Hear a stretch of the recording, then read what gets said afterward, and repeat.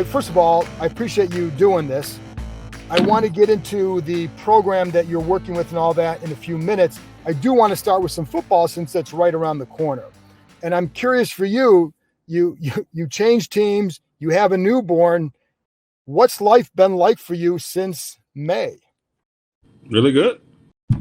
Really good. Yeah.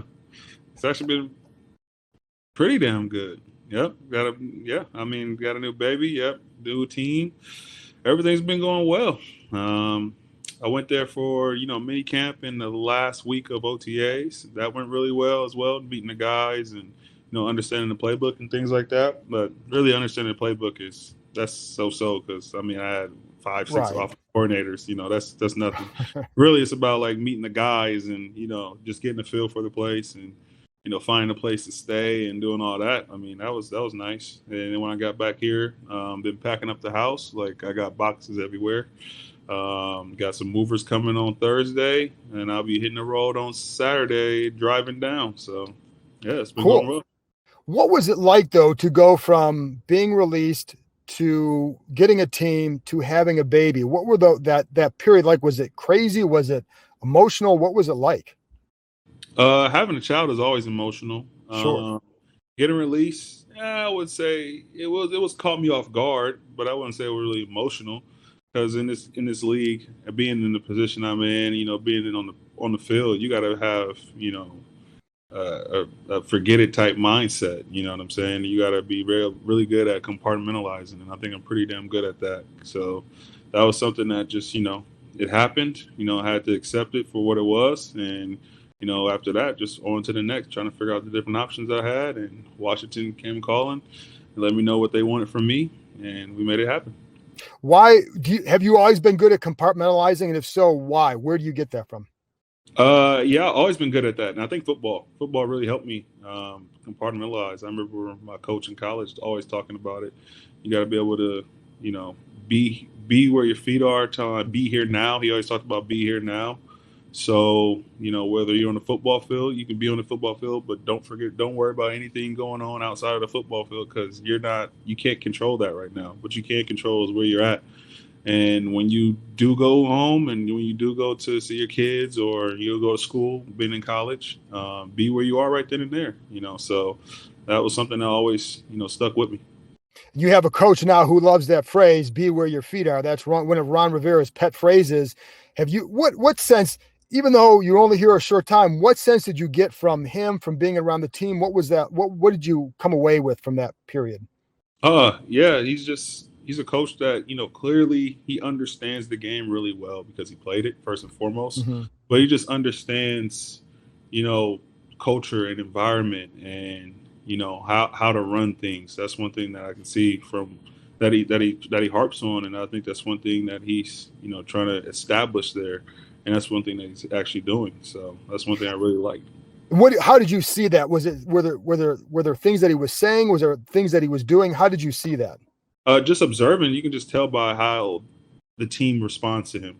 When he says something stern, he means it. The team listens, they respond. So that's one thing. Just by stepping back and observing, clearly being in a different place, like players respect him. It's a respect level that's greater than from other places I've been. Is that, I was going to ask you, how normal is that? For me seeing that, different coach. I had 3-4 coaches. You know what I'm saying? So every coach is different, but just seeing that from him, yeah, I can tell it was just a little bit different. It's different from what I've seen in the past. How about working with Coach Matsko? I know you worked with one of his assistants in Chicago, and there were some similarities as far as what they teach. But what was it like working with him, even for that short time? Oh, good. I think Coach Matsko is a great coach. But besides being a good coach, and when it comes to technique and getting the most out of a player, the thing I liked about him the most is he's an honest coach, and he's very personable. He's the type of coach that'll just pick up the phone and call you on a random, Thursday. He called me like last week or something like that, and just called me just to say what's up. You know what I mean? And just not ask about football, just see how the family's doing, see how I'm doing. Just to check in, and I really like that about him. I don't hear that too often from a lot of coaches. Was that unusual? No, okay. That's like That's like well, unusual for him. For an assistant coach, for assistant coaches just to pick you up and say, "Hey, how are you doing?" That's pretty unusual. Yeah, Okay. that's pretty unusual. Yeah, I don't get that often. Yeah, that was So pretty when he, so unusual. when But he, so I when really he liked called, it. cool, yeah, I'm sure you did. And so when he calls and does that, are you sitting there thinking, "What's this guy want?" Or was it? Did it catch you off guard a little bit, and then say, "Oh, First, he it just." did. The first conversation, the first time he called me randomly, a few weeks, like months ago, actually, the first time he called, it was like, what does he want? But after getting to know him and to see what type of person he is, I mean, that's just what he cares about. He's not a lot of things that, he cares about in the world, but the things he does care about, he cares about them tremendously. And us as one of his players, that's one thing he cares about. What stood out about this line, because they've really kind of gone hard at turning over the line and getting and adding depth. What stood out to you about being around those guys? Really good dudes, guys that want to work hard, guys that want to get better. And the first and foremost, it's a really good room. I can just feel that. I can tell. Um, and yeah, just a lot of talent all over the room. I'm talking about from I mean, you want to call it top. That's the starting line, all the way to the bottom, the second, third line, whatever you want to say. There's really a lot of talented individuals in this room. One of the things that I've always heard about you is in the locker room, the kind of guy you are and how you bring guys together, or just you have the effect you have in there. Has that always been something? Is you first of all, you feel like that's accurate, that you're a guy who likes to kind of, either take guys under their wing, or just you have a good presence in there. Where does that stem from? It stems from me, someone doing that for me. When I first got into the league, I had a vet in the name of Jermon Bushrod. He Oh was yeah. the starting tackle before me. He did that for me, and that kind of gave me the feeling of, wow, everybody's not, it's just not all out for, I'm here for myself. I Mm-hmm. mean, guys want to help, guys want to see guys get better. And you got to be, first and foremost, as a young guy, you got to be receptive to it. You can't just be like, oh, this guy's, so whatever. You got to be willing to. And I was a willing person to do that. But that just let me know right then and there that's something I wanted to do. I want to pay it forward, for the guys behind me, that's coming up along the way in the league, and I'm gonna do that, for the rest of my career. I mean, that's just who I am. I love to see a guy succeed, if they want it, if they work hard for it. Sure. Did you start to do anything like that in the spring, or is that more just like it's going to happen over time? I started to do a little bit of that in the spring, yeah, but I know for sure, like, I didn't want to just come in there and say, "Hey, this is what you got to do. This is what you got to do." I'm trying to figure things out on my own as well. But when I see something, I'm gonna speak up on it. I mean, I'm gonna tell a guy, like Sadiq Charles or Sam Cosby, the two guys that I know for sure, who are really receptive and Mm. really love the game of football and really want to get better. I'm always down to help them. I mean, I really don't look at it as, you know, as a threat. I look at it more of, helping and building the team. If the team is better, everybody wins. Absolutely. I mean, but it's, as not everybody always has that attitude though, too. And that's Absolutely so, not. yeah. What did you get a sense going, I don't remember how much you went against Chase Young in the spring, and I know no pads, it's a lot different, but did you get a sense from him at all, just being around him on the field, what this kid can do? Yeah. First and foremost, I don't, I'm trying to think of my years in Chicago of a player, and I can't think of one right now. Offense, it's only one player that I can think of that brought energy like he has, Hmm. like ever in my career, and that's Tariq Cohen. Tariq Cohen has energy out this world. It's Wow. crazy.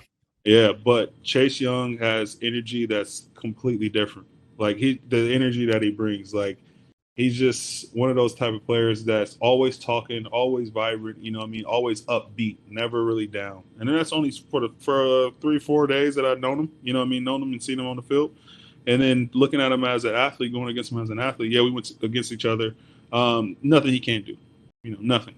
I mean, he has it all. He has every single tool, going against, different guys across the league, practicing against different guys, high level guys.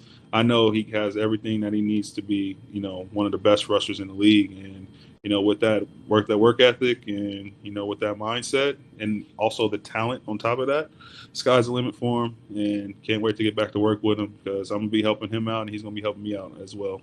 Sure. And one of my favorite things to watch in the summertime are those one-on-one drills, the pass rush drills, and all that. When a guy has that kind of energy, how does that help others?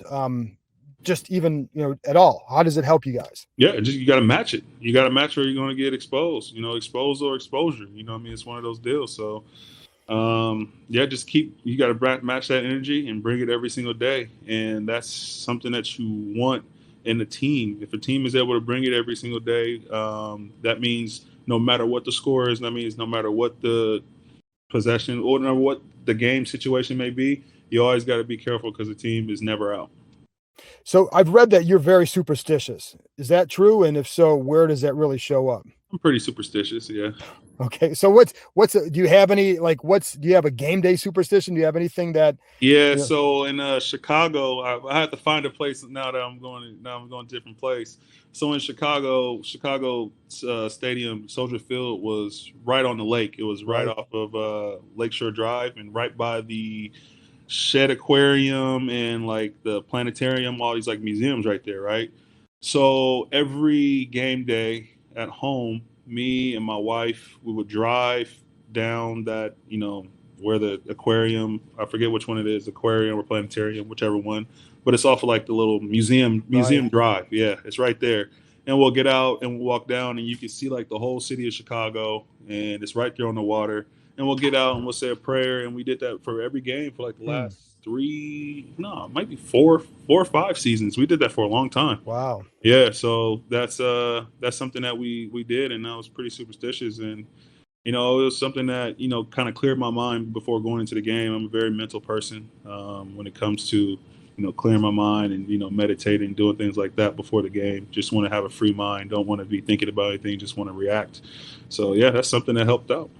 Well, cool. And there's some areas around FedEx, not quite Soldier Field, yeah, the view and all that, but there are some areas around there. What do you think you're going to add on the field here? Just toughness, leadership, and just a willing of, and always competing, never giving up. That's just my MO, man. Being a 7th round pick and making it this far in the league, I know what it takes to work hard in this league. I know what it takes to keep staying in this league, and I'm going to continue to bring that every single time. So one of the reasons why we wanted to talk to you is you were part of a video promoting trust between the police and the community and law enforcement and all that. Why? And I know I know you participated in an externship program a couple years ago too, and I'll ask you that in a minute, but why did you want to participate in this video? What is it? What is your role there? So for me, it was more so, the awareness aspect of it. They brought it to me, they asked me to do it, and I said, yeah, sure. I have some things to mention on it. And the biggest thing in awareness was the community and the police that I seen was trust. That's the number one thing I noticed, especially during that internship with the Los Angeles PD. That's one reason why I did it as well, because I had a little bit of background experience in, dealing with the police. But trust is so huge when it comes to police and community. Once that trust is broken, it's so hard to get back. And also like training and education for police officers. You look at us as professional athletes. I like to say this all the time. Like, we spend so many hours training, getting better at our craft, and we treat it as professional. We have that professional title as well. No different than police officers. They're professionals as well. But they have lives at stake. On a split-second decision, they can take a life. So I think their training needs to be better in the terms of more hours. I think it should be more hours involved, all around the clock hours involved, for police officers to continue to push their education, continue to push their training, so they can continue to hold that professional title. Because if they only take, however long it takes to be a police officer, I'm pretty sure, sometimes, we're putting in way more hours than that, and we're doing nothing in comparison to what they're doing, when in terms of saving lives and protecting lives, what they're supposed to be doing. Are you interested in going into law enforcement when you're done? I got a background in criminal justice, so right. That's something that I might, I've still been thinking about. I don't know if my girls will want me to do that, but we'll see. They're not old enough to decide that, but when they do, they'll let me know. But yeah, I mean, I have a lot of different options that I want to go in. Just keep my options open right now when it comes to terms of after football. That's something I definitely will think about pursuing later on, though. But why is it important for you to be involved in these programs? Because again, this is not just right now. This has been going on for a few years for you. And if I remember right, you go back to when you were in Oakland, that you had some police officers who actually helped you kind of guide you a little bit. So why do you like to be involved in this? Because I have family involved in law enforcement. Okay. You know, that's a big deal. And I understand that I just have a different understanding that there's very good police officers out there. You know, they get such a bad rap for, we can say, the few bad apples, but it also is the training that I think is the biggest deal. I don't think it's a few bad apples. I think it's the training that's the biggest part. I understand that. I see it because, you know, you take somebody out of an environment that they're not used to, you throw them in a completely different environment without the proper training and the proper trust. You know, if I'm going into a completely different environment, you know, not where I'm used to, and I don't have that trust, and I get thrown in a situation where I don't know how to respond, I mean, it's very tough to say that somebody won't react in a negative way. You know what I'm saying? So that's why I'm so hard on the training. That's why I'm so vocal on that. And I just want to you know, being an athlete in the position I am, not saying every athlete has to do it, but from what I know, I just want to, you know, spread the word and spread more light on that and let people know, like, hey, this is a issue and it needs to be talked about more. And you went on those, again, you did that externship. So you spent time with the LAPD.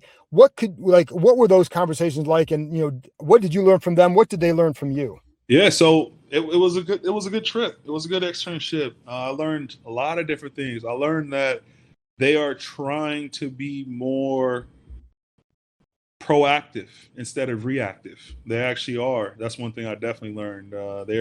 They're actually doing more. So they did the body cams. You know, every officer has a body cam now. They invested into that. They invested into community-based training. That means, you know, getting into the community and talking with the community instead of just going in there when it's a problem. No, just parked out there, you know, having games, you know, pick up basketball, you know, just spending time in the community. So kids see you, they feel safe with you. You know what I mean? They're trying to develop relationships. They're not trying to just be transactional, just go in there, do what they got to do and get the hell out of there. That's one thing I've been learning.